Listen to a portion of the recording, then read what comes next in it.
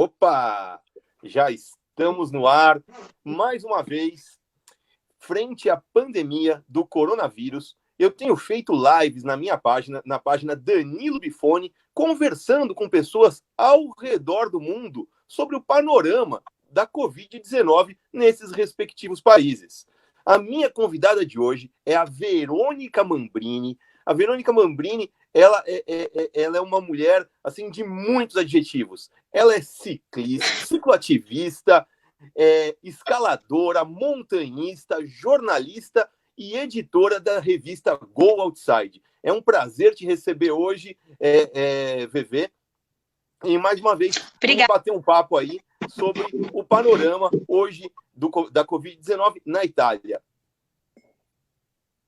Obrigada, Danilo. Estou muito feliz de estar aqui com vocês, trocando um pouco de informação, que é uma ferramenta fundamental hoje em dia para a gente conseguir atravessar momentos difíceis como esse que o mundo está vivendo hoje. Sim, VV, você deve ter visto que a situação no Brasil está terrível, terrível, terrível. A gente tem vivenciado a pandemia de uma forma sui generis. Todo o restante do mundo, com exceção dos Estados Unidos, é claro, adotou a política, mas depois eles acabaram voltando atrás, adotaram uma política de isolamento social. Aqui no Brasil, a gente tem tido uma divergência muito grande entre o governo federal e o governo dos estados e municípios, no sentido de que o governo federal quer que todo mundo volte ao trabalho, quer que ele fica relativizando o risco dessa doença, enquanto os estados e municípios têm tomado atitudes mais severas no intuito de conter a contaminação. Eu queria que você falasse um pouco sobre a Itália, como foi enfrentar essa crise na Itália e como o governo, tanto o primeiro-ministro quanto as províncias e os comunes, enfrentaram essa dissipação do vírus em forma local. Ok. A Itália tem um presidente, mas as decisões são tomadas pelo primeiro-ministro, o Giuseppe Conte. E o que acontece? É uma doença nova que ninguém conhecia, né? E todo o mundo foi pego um pouco de surpresa. E a Itália, como outros países, num primeiro momento não achou que seria uma coisa tão séria. Nenhum país, acredito que num primeiro momento, imaginou o potencial de parar tudo e de causar tantas perdas que o Covid poderia ter, né? Então, no começo, as medidas foram um pouco menos severas, né? Então, assim, quando surgiram os primeiros focos, que foi principalmente na Lombardia, a região ali, né, a região de Milão, que foi o foco mais avassalador aqui da Itália, as regiões onde tinham focos decretaram zona rossa, zona vermelha, ou seja, quem estava na zona rossa não podia sair para outros lugares. No primeiro momento, o veto foi esse, mas no final de março, as pessoas começaram a perceber já que a situação poderia ficar totalmente fora de controle, que o coronavírus se espalha muito mais rápido do que outros vírus, e é uma situação nova. O colapso foi previsto aqui muito rápido. Então, o primeiro-ministro, a partir de um determinado momento, no final de março, acabou com o conceito de zona rossa e a Itália inteira entrou em lockdown. Né, principalmente o norte. Talvez tenha sido um pouquinho menos rígido no sul, porém valeu para todas as regiões, e todas as regiões levaram a sério. Eu estou no Piemonte. O Piemonte foi uma das regiões mais atingidas. Eu levantei aqui um pouco os números. Até o momento a gente teve 31.610 mortos na Itália. Na Lombardia, que foi o primeiro foco, 15.413. O Piemonte veio logo depois, 3.557. Então, assim, a região aqui foi bastante afetada. Eu não moro numa grande cidade, moro numa cidade pequena, e assim, por 2 meses eu não saí de casa. Apenas para fazer algumas caminhadas, quando era permitido, e para fazer compras. E, se possível, eu pedia para alguém trazer compra para mim de um amigo que estava num trabalho essencial, então ele ia fazer compra para a família dele, eu dava a minha lista do que estava acabando. Que foi um modo de eu ir menos ao mercado, de eu me expor menos, de reduzir o número de pessoas em circulação. Foi uma coisa, assim, definida pelo governo federal e os estados acataram, não teve essa discussão. No primeiro momento, aquele momento ali de abril, Milão pensou no econômico e por algumas semanas não quiseram, resistiram à ideia do lockdown. A gente chegou... Rapidamente, Milão percebeu que foi um grande equívoco, pediu desculpas públicas e andou para trás. E Milão fez um lockdown severíssimo. Ainda é uma região onde a gente ainda está sendo bastante controlado. Devemos ir para a próxima fase a partir de segunda-feira, mas hoje mesmo eu fui para uma cidade maior fazer compra e fui parada pela polícia e tive que fazer autodeclaração de onde eu estou indo, eu não posso sair da minha região e eu ainda preciso ter uma justificativa para sair de casa. Eu não posso sair para passear. Então, assim, a adesão foi muito grande e as autoridades estão abraçando, de fato, a sua responsabilidade de orientar a população e dar o exemplo. Então, assim, foi uma crise muito feia, a Itália pagou caríssimo por não ter sentido, não ter dado o devido peso à questão nas primeiras semanas, e assim que eles decidiram tomar a decisão correta, foi feito de uma forma muito severa, rígida, e a população aderiu. Então, assim, a gente está saindo do lockdown agora e indo para uma fase de retomada econômica, porque a partir do momento em que o governo federal decidiu que era uma coisa absolutamente necessária, houve adesão em que a gente em que ele ia consternado lamentar as perdas na televisão, lamentar pelas famílias que foram afetadas, pelas pessoas que estavam sofrendo, mantiveram a Itália funcionando. Com certeza teve um peso significativo na adesão da população. Uma frase que me marcou muito foi: ninguém fica para trás. Ele repetiu isso em todos os decretos. Nossa, que bacana. Chegou a ser vinculado na nossa mídia aqui no Brasil sobre essa questão do prefeito, do síndaco de de Milão, que tinha relativizado, então, o risco, mas voltou atrás algumas semanas depois, né? Então, nós tivemos essa chance, o governo federal aqui no Brasil relativizou... Foi avassalador nos hospitais, ele percebeu mesmo. Então, aqui no Brasil, o governo federal relativizou desde o começo o risco dessa pandemia e teve a chance de voltar atrás, e ainda tem, até hoje, a chance de voltar atrás, mas tem insistido na tecla de que a economia não pode parar, que a gente não pode perder os empregos e que a situação econômica deve ser prioritária em relação às vidas. Isso tem deixado o brasileiro muito dividido, porque ao mesmo tempo em que muitas pessoas residem em estados que têm decretado isolamento social, essas mesmas pessoas acreditam naquilo que diz, então, o governo federal. Então, isso tem dificultado sobremaneira a forma com que o brasileiro tem enfrentado essa pandemia. Aqui em São Paulo, a gente tem vivido agora recentemente uma política muito severa de rodízio de veículos aqui na cidade de São Paulo, em que o prefeito ele dividiu os carros em pares e ímpares e alternou a saída. E isso tem gerado uma insatisfação enorme da população, porque o paulistano ainda está muito dependente do carro, e isso tem e o meio de transporte público, os trens, metrôs e ônibus, eles não atendem a necessidade do paulistano, porque a demanda é muito alta. Então, essa insatisfação acabou esbarrando no modal em que a gente tem como opção de transporte aqui em São Paulo, que é o modal carro. Você, como cicloativista, VV, como você vê essa ideia de você ter uma cidade dependente de carros e sem um transporte público de qualidade que atenda à demanda da população? Vamos lá, eu vou dar um passinho para trás para chegar nisso, porque eu acho importante. Ações isoladas têm muito pouco efeito no contexto geral da evolução dessa pandemia. O que acontece? Aqui na Itália, a gente teve uma decisão do governo federal de fazer o lockdown na Itália toda. Isso foi orientado para todas as regiões que acataram.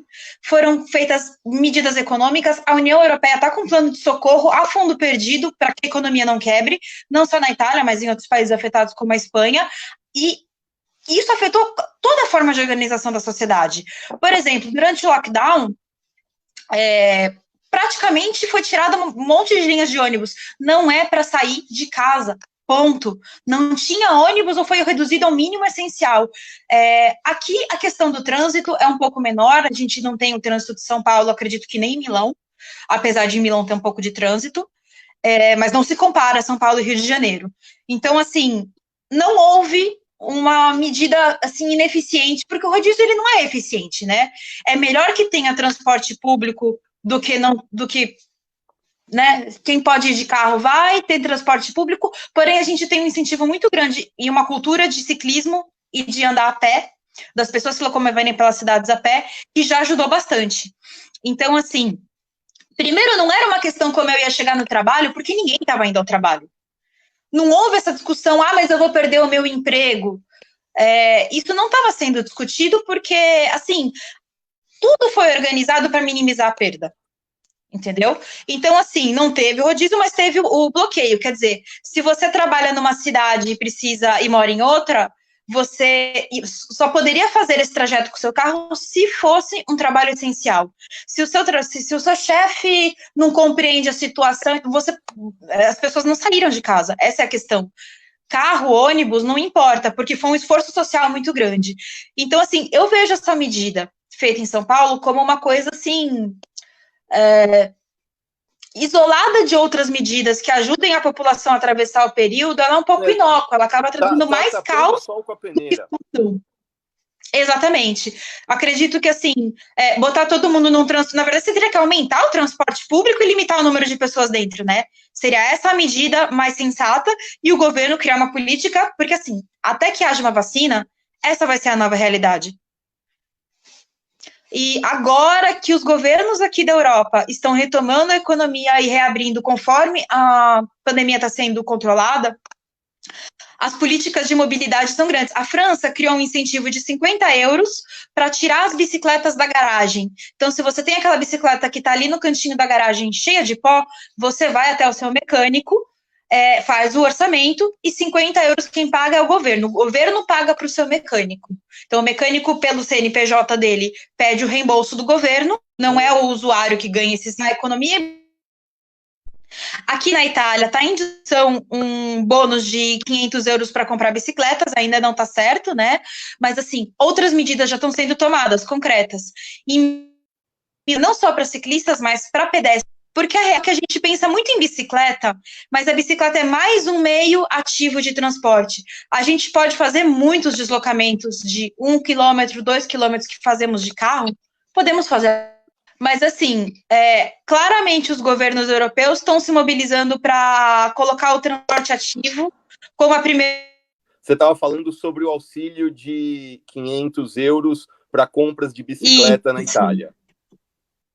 É um projeto, ainda não é uma coisa certa, mas está sendo discutido isso porque a prioridade aqui dos governos, não só na Itália, mas a gente acompanha também o noticiário dos países vizinhos, é de incentivar a mobilidade ativa, que as pessoas andem mais. Então, muitas áreas de passagem para pedestres, como calçadões, bulevares e praças, estão sendo reestruturadas para favorecer a circulação segura de pessoas nesse momento. Calçadas estão sendo alargadas, né? A gente pode depois até passar alguns números de Milão, mas, assim, existe uma ideia de readequar as capitais para um fluxo humano. Carro não está sendo a prioridade. Como a gente vai fazer os carros circularem pós-corona? Não é a prioridade. A gente foca na mobilidade das pessoas, por bicicleta, a pé e transporte público, que eu acredito que deveria ser o caminho para São Paulo também. E para outras capitais no Brasil. Mas, Vevê, um dos problemas que a gente tem enfrentado aqui no Brasil é essa falta de sintonia entre o governo federal e os governos estaduais e municipais. E isso, por conta disso, você tem os defensores de que nós temos que manter a economia e sair para as ruas. E temos vivido muitas fake news aqui no Brasil. Eu comentei na semana passada, no vídeo da semana passada, pegaram um caso isolado de uma senhora que que tentava fraudar o seguro, e então a família enterrou um caixão com pedras ali e tal, para receber o prêmio do seguro. E pegaram essa imagem dessa reportagem e estavam usando, dizendo que, olha, estão enterrando caixões com pedras para dizer que as pessoas morreram de Covid-19.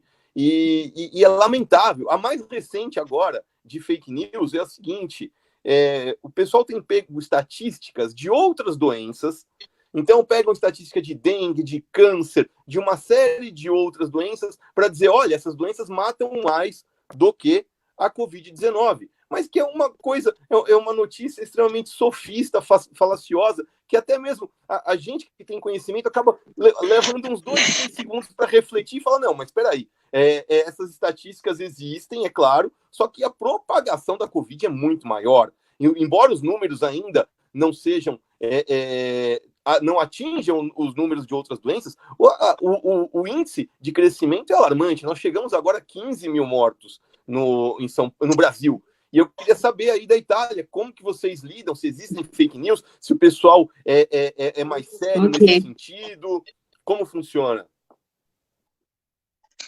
Existe fake news, a gente tem negacionistas, a gente tem terraplanistas na Itália, mas, assim, a coisa ainda é bem diferente da situação do Brasil. O que acontece, Danilo, é que, assim, ainda que não seja um sistema perfeito, a Itália é um país com muitos defeitos. Uma boa parte dos nossos defeitos nós herdamos também da cultura italiana, como a burocracia, mas a educação de base é boa. A gente tem um ensino público bastante abrangente e bastante eficiente. Todo mundo se forma num ensino médio com bastante base, com uma boa carga de leitura e com uma cultura geral estável, sólida. Isso significa que as pessoas têm uma boa noção de ciência também. Mínimo, sabe? Quer saber como um vírus se propaga? Que os vírus têm um período de incubação, enfim. Então, assim, existe fake news aqui. Existem agências como a Agência Lupa e outras agências que fazem a checagem de fatos, fact-checking. Mas, assim, não tem. Eu vejo que não é o mesmo impacto que tem no Brasil, sabe? Existem pessoas resistentes a usar a máscara? Existem. Mas a resistência aqui é diferente. O cara que não quer usar máscara, quando ele tá andando na calçada, ele bota a máscara aqui embaixo, sabe? Mas ele vai entrar num estabelecimento comercial, ele puxa de volta, sabe? No fundo, você vê que as pessoas... Existe um respeito institucional maior, entendeu? Como a ordem agora é usar máscara para os estabelecimentos poderem estar abertos, as pessoas vão usar. Então, assim, pode até circular aquela fake news bizarríssima que eu vi que tem no Brasil também, dizendo que a máscara causa hipóxia e pode levar até ao coma. Você viu essa? Não, essa foi a mais terrível. Aqui nós recebemos também... Quer dizer, se isso fosse verdade, Danilo, a gente não tinha nenhum cirurgião vivo, né? Sim. Aqui, outra cirurgia foram 10 horas, o cara morria na verdade, né? Então... Outra fake news que chegou aqui também foi a de que as máscaras que estavam sendo importadas da China já vinham todas contaminadas com o coronavírus, então não deveria usar as máscaras que fossem compradas da China. É um tremendo absurdo. Quer dizer, a pessoa também não conhece o período de latência de um vírus, né? O vírus não sobrevive à viagem da China para um outro continente. Enfim, são absurdos. Existe sim, tá? Eu não vou te dizer que não existe. Existe, às vezes, eventualmente, eu recebo alguma, eu fico sabendo que elas existem. Se você entrar em qualquer canal de fact-checking, de checagem de fatos, aqui dos jornais da Itália, que tem seus próprios departamentos, você vai ver que também existe. Mas eu sinto que o impacto na rua é menor. A gente teve uma notícia no Brasil que me chocou e me entristeceu muito. A minha família toda e os meus amigos estão no Brasil ainda. Não tem como eu pensar que eu tô livre. O que acontece no Brasil me atinge. É a minha segunda, sabe? São duas. Quando você passa a ter 2 cidadanias de 2 países, você tem 2 casas, não é que você deixou uma para trás, entendeu? E eu vi uma notícia que me entristeceu muito. No Paraná, uma funcionária de mercado morreu porque um cliente se recusou a entrar de máscara, o segurança tentou intervir, eles começaram a brigar pela arma do segurança e uma bala escapou acho que na caixa, no auxiliar. Triste. Que jeito idiota de perder uma vida. Será que teimosia foi por uma teimosia, por um capricho, sabe? Eu não consigo entender como no Brasil chegamos a esse ponto. Então, assim, a indústria de fake news no Brasil, ela é bem financiada, sabe? Não, eu acredito que é uma coisa espontânea, é uma coisa que está sendo investigada e deve ser porque alguém financia esse tipo de mentira com um interesse político, né? Para alguém é conveniente que se propaguem essas mentiras. Só que isso prejudica muito a população. Eu tenho muita pena de quem cai nesse tipo de fake news. E o nosso papel como sociedade e o meu como jornalista é contribuir na disseminação de informação correta, checada, acreditar na ciência. E assim, quando a gente pode até a ciência questionar. A ciência não é inquestionável. Só que para questionar você precisa entender. Então, assim, é uma lição de casa que todos nós devemos fazer, né? Porque até hoje o que todos os fatos e evidências colocam é que a gente tem que fazer isolamento, tem que usar máscara e inclusive, não são só ciências médicas que a gente está falando, ciências sociais e econômicas. Os países que estão fazendo o lockdown primeiro, que estão preparando suas instituições primeiro para essa resposta e aderindo, vão ter uma recuperação econômica mais rápida, vão abrir mais rápido, vão perder menos dinheiro. Então, assim, é uma falácia a ideia de que o lockdown traz prejuízo econômico. Se tivesse sido feito, o Brasil já podia estar saindo dessa. Então, assim, só com informação que a gente consegue salvar vidas, salvar pessoas e ter mais qualidade de vida para todo mundo. Manter quem a gente ama bem, saudável e feliz. O que a gente perdeu, a grande oportunidade que a gente perdeu, VV, foi pegar, a gente assistiu de camarote o que estava acontecendo na Europa e a gente teve 2 semanas para se preparar para isso. Se a gente tivesse seguido os exemplos dos países europeus, até mesmo de outros países também da Ásia, que fizeram um lockdown severo de 6 semanas, apenas e tão somente 6 semanas, a gente já estaria respondeu melhor do que a gente saindo desse enfrentamento, dessa crise. Agora, a gente está há 2 meses nesse chove não molha, e aí a gente fica perdido, porque estamos há 2 meses, não sabe se sai, se não sai, o que vai fazer, e aí, mais uma fake news, e essa vinda do próprio chefe do executivo. Ele disse, como os outros países já estão prevendo medidas de flexibilização, o Brasil também vai prever medidas de flexibilização. É claro, mas ele se esquece de mencionar que nós não tivemos nenhum lockdown como os outros países. E não tem por que flexibilizar. A Alemanha já teve o primeiro jogo de futebol hoje, a primeira partida de futebol com medidas rígidas de segurança, sem público, só os jogadores, e uma série de testes antes e depois do jogo. Por quê? Porque eles mantiveram um lockdown severo, mantiveram, então, o controle do crescimento da doença e agora podem se flexibilizar. O Brasil não teve isso até agora. Não tem que falar em flexibilização agora porque a gente não teve. Os índices estão crescendo e a gente não atingiu nem o pico sequer da doença ainda. Exatamente. Aqui, a crise se espalhou bem quando a gente estava começando a entrar no começo da temporada de ciclismo. Você deu o exemplo do futebol, acho que a gente pode falar de uma paixão nacional da Itália, né? A gente tinha as provas clássicas chegando, as provas de primavera, e depois ia vir o Giro de Itália, o Tour de France e a Vuelta à Espanha. Todas essas provas foram suspensas, todas. O prejuízo econômico, cultural, é uma coisa que só aconteceu nas guerras. Entende a gravidade da situação? As Olimpíadas de Tóquio foram canceladas, não é uma brincadeira. E graças a um bom trabalho feito aqui, houve um esforço coletivo da Organização Mundial de Ciclismo e das entidades nacionais para jogar esse calendário para o final do verão, começo do outono.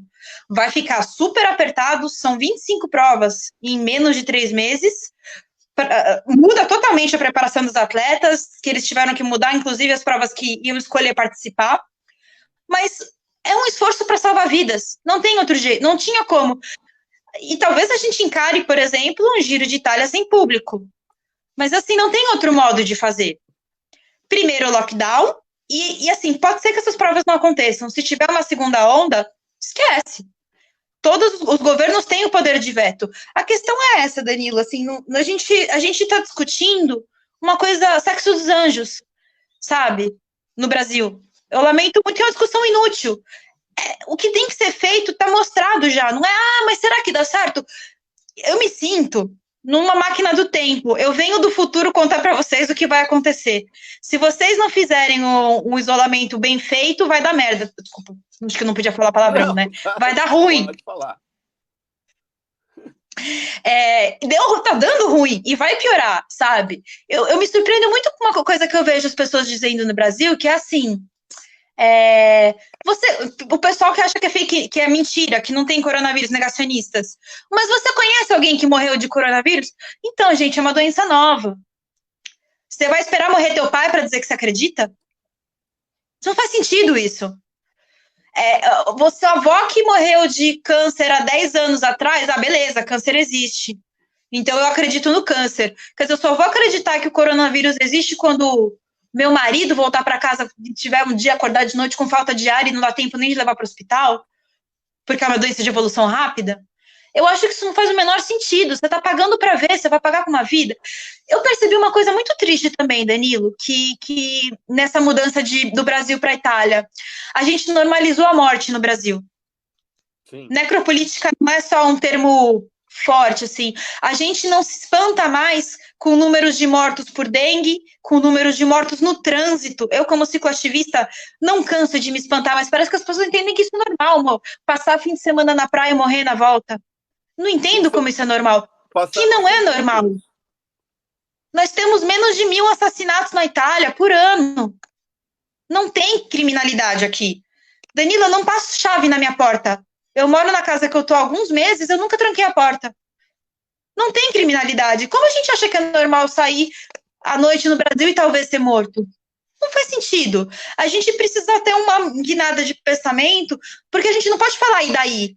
Morreu? E daí? Não é e daí. Todo mundo conta. Cada história conta, não existe e daí. E daí que essa pessoa era pai de alguém, mãe de alguém, filho de alguém, um funcionário de alguém.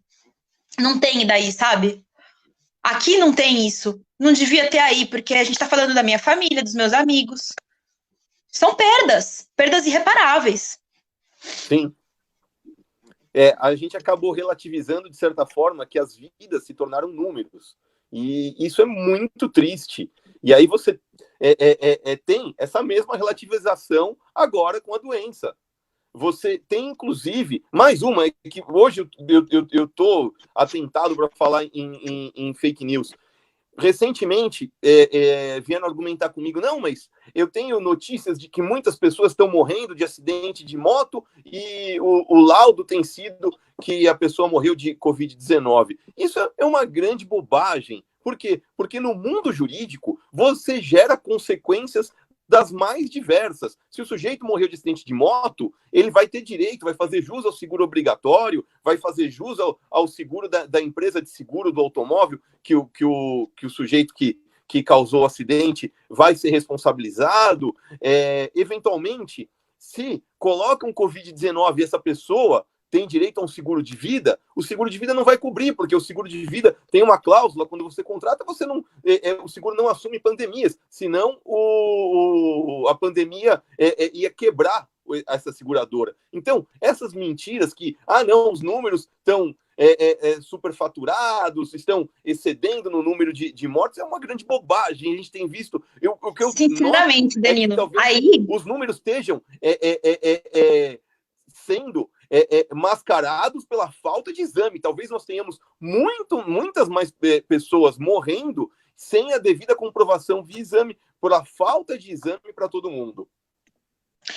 Sim, é notório que a gente tem um problema de subnotificação, né? Eu vi o perfil dos seus outros convidados sobre esse assunto, mas a gente, de verdade, está atravessando um problema de subnotificação no Brasil, e é o contrário, né? Agora, tem uma questão que talvez essas pessoas, que é uma resposta excelente para essas pessoas que caiu, mas e não consegue atendimento, a Covid matou ele indiretamente. Por isso que se fala em achatar a curva, sabe? A gente é uma matemática tão básica, é de quarta série do ensino fundamental, mas parece que é um pouco difícil para algumas pessoas entenderem. É um negacionismo que eu não entendo. A gente já tem um SUS que é maravilhoso, mas que por falta de investimento e por falta mesmo, acho que é um sucateamento feito de propósito. É interessante politicamente que o SUS não seja considerado um serviço essencial e que funciona porque ele não é defendido pela população, né? Mas, assim, é um sistema que atende muita gente que não teria outra forma de receber atendimento médico quando necessário. Se essa pessoa chega no hospital com um ataque cardíaco e não tem leito porque estão todos tomados por coronavírus, é uma morte indiretamente decorrente do Covid-19. E a gente, eu não sei, se a pessoa não acredita na ciência, não acredita na imprensa e prefere acreditar no WhatsApp, quem sabe quando ela for internada, ela acredita no que ela está vendo, né? Já que você citou o SUS, gostaria que você falasse um pouco sobre a questão da saúde pública na Itália e sobre as desigualdades sociais. A gente tem visto muito que o número de mortes aqui no Brasil, em São Paulo especificamente, tem sido muito maior em bairros da periferia, como, por exemplo, Brasilândia, Sapopemba, e eventualmente em bairros mais nobres, como Morumbi, existem muitos infectados, mas o índice de recuperação é muito maior, por questão entre a diferença entre a saúde pública e a privada. Como você pode comentar sobre isso na Itália? Eu acho isso uma coisa bacana, porque assim, como eu comentei mais no começo da nossa conversa, a gente às vezes pega pontos isolados para discutir a Covid, mas o sistema importa muito, né? Tanto enquanto decisões e políticas públicas, quanto o que é um país num determinado momento. Um pouco da letalidade da Covid não tem a ver com o vírus em si, mas com a capacidade da pessoa ser atendida com uma estrutura que permita que ela sobreviva. O próprio corpo se cura, principalmente se ele tiver o suporte médico adequado. Como que é isso aqui na Itália? Na Itália, o sistema de saúde é público, praticamente não existe plano de saúde, a saúde é paga dos impostos, né? Então, assim, não é que ela é de graça, você paga nos impostos, né? A taxação aqui na Itália é bastante alta, mas existe o retorno. Não é um sistema luxuoso, você imaginar que o hospital italiano é um Albert Einstein, não é. Talvez seja uma Santa Casa de Pindamonhangaba, que é um hospital super completo, porém, vai ser uma suíte com banheiro privativo. Você vai ficar num quarto compartilhado, vai ficar numa enfermaria, mas você vai ter acesso a excelentes médicos e equipamentos e a exames, tudo que você precisa para recuperar a sua saúde. É mais ou menos assim que funciona. Tem uma diferença que eu acho que ajuda muito aqui. Quando você está com mal-estar, ou você tem um problema que você não pode resolver em casa, você não vai para o hospital, você chama uma ambulância. A ambulância vai até a sua casa, você recebe um primeiro atendimento e o paramédico ou o médico decide se você precisa ir para o hospital. Isso evita que a pessoa, nesse momento do coronavírus, esse sistema se tornou uma forma muito boa de evitar a transmissão no próprio hospital, né? Tem uma coisa muito legal para falar aqui da Itália. Todos os sistemas dos serviços sociais são feitos a partir da residência da pessoa. Então, assim, quando você mora na Itália, você é obrigado a declarar sua residência na cidade. Sua residência tem que estar registrada, o governo sabe onde você mora. Ah, isso é invasivo. Não muito bem, porque os serviços públicos são dimensionados para aquela cidade em função do número de habitantes. Se você tem 10 mil habitantes numa região, você tem que ter escola, médico, todos os serviços, coleta de lixo, tudo proporcional àquele número de habitantes. Então, é uma forma do sistema italiano garantir que a população seja atendida de uma forma mais igualitária. Todo mundo vai ter direito. Se uma cidade cresceu muito e aumentou o número de habitantes, porque isso está registrado e planejado, você consegue prover serviços para aquela região. Então, assim, grosso modo, as pessoas não receberam atendimento só nas situações em que a coisa saiu de controle e colapsou, como infelizmente aconteceu em Bérgamo e Milão. Você tem um médico de família que faz o seu acompanhamento. Então, assim, são infinitos recursos, né? O serviço não é totalmente gratuito, pronto-socorro sim. Mas, por exemplo, consultas são pagas e mesmo esse pagamento é em função da sua renda. Então, quem pode pagar, paga um valor simbólico, quem não pode pagar ainda recebe um desconto em cima disso, paga quase nada. Os remédios, Danilo, que são considerados essenciais, custam uma mixaria ou são de graça. E você pode retirar em qualquer farmácia. Então, por exemplo, se você tem um problema de pressão, custa 70 centavos de euro, 50 centavos de euro um remédio do seu mês. Então, você vai na farmácia perto da sua casa. O seu próprio médico de família manda a receita para a farmácia e você retira lá. Essa taxa que você paga não é nem o valor do remédio, é tipo uma taxa de conveniência da farmácia, entende?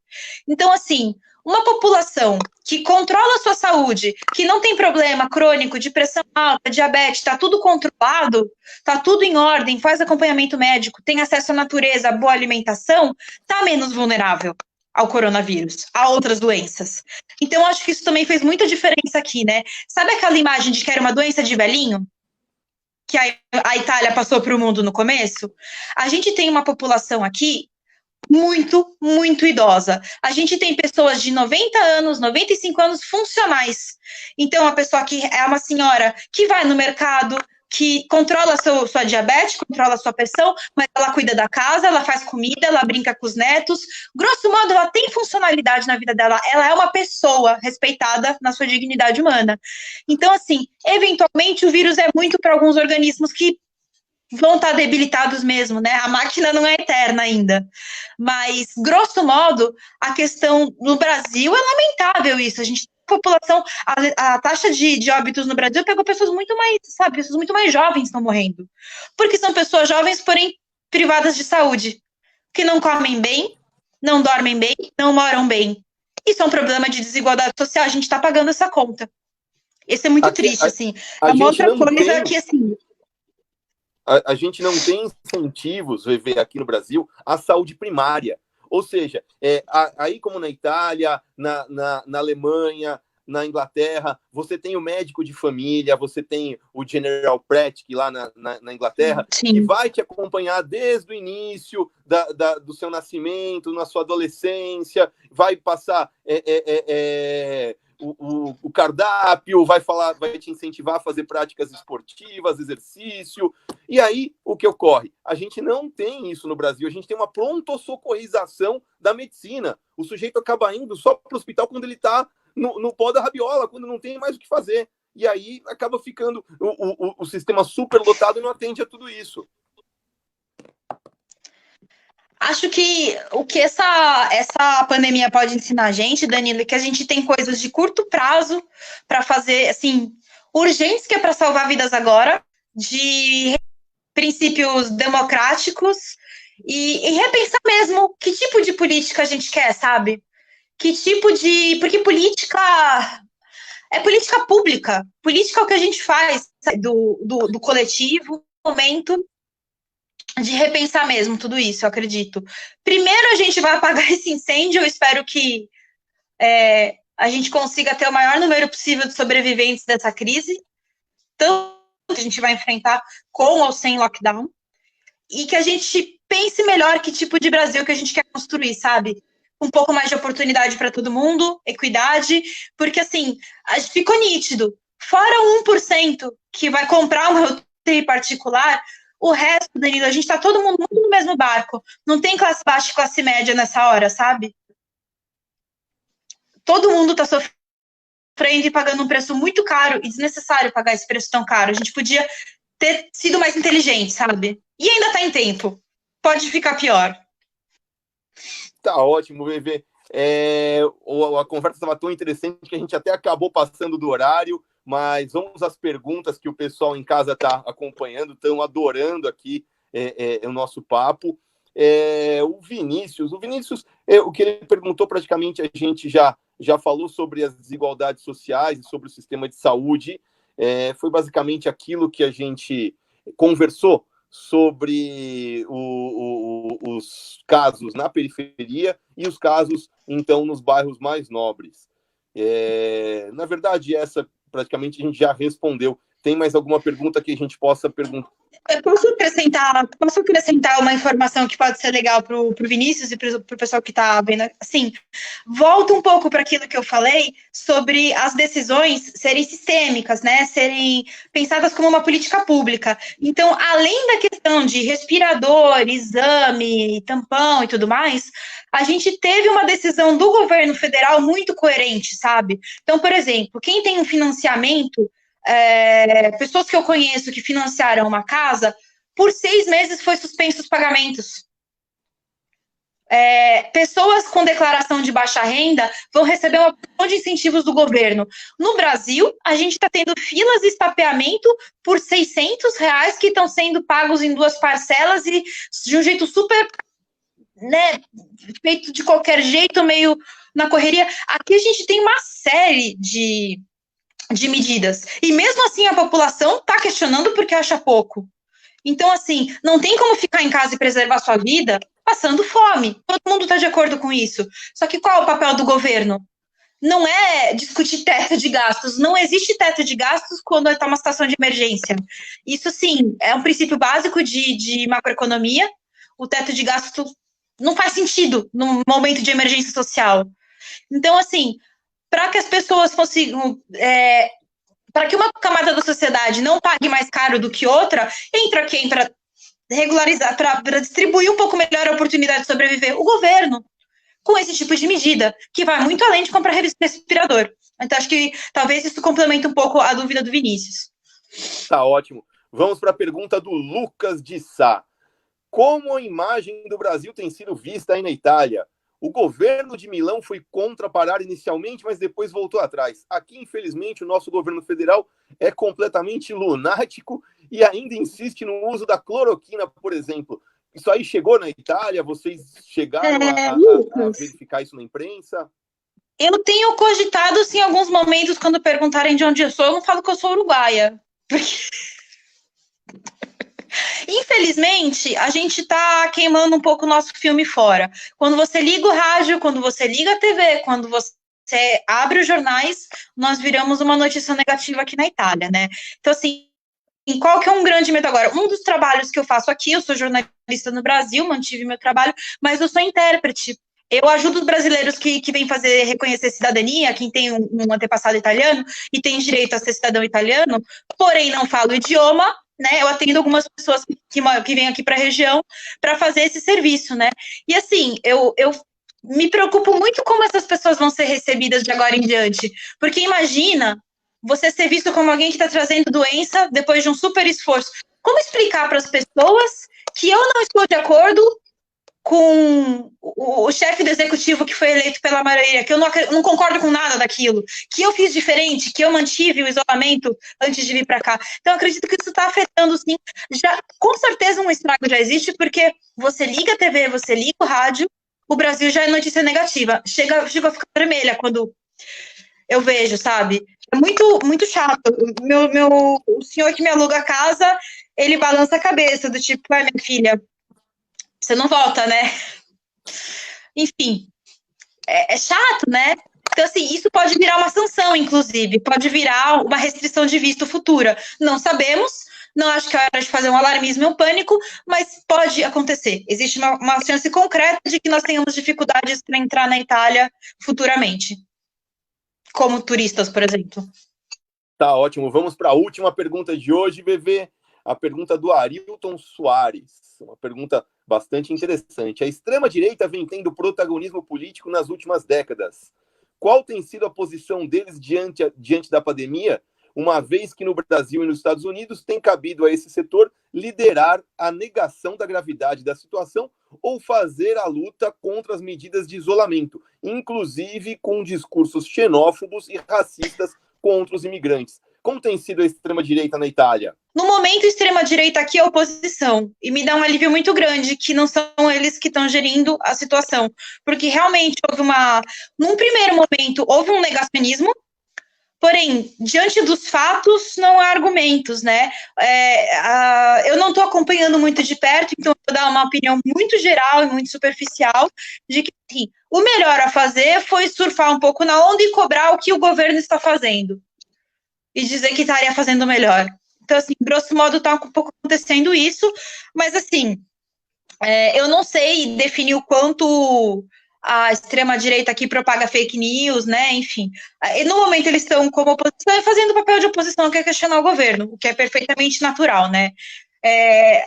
Felizmente, o que a gente pode dizer, e isso eu posso afirmar com certeza, a gente tem decisões políticas baseadas em ciência, o que me dá um grande alívio.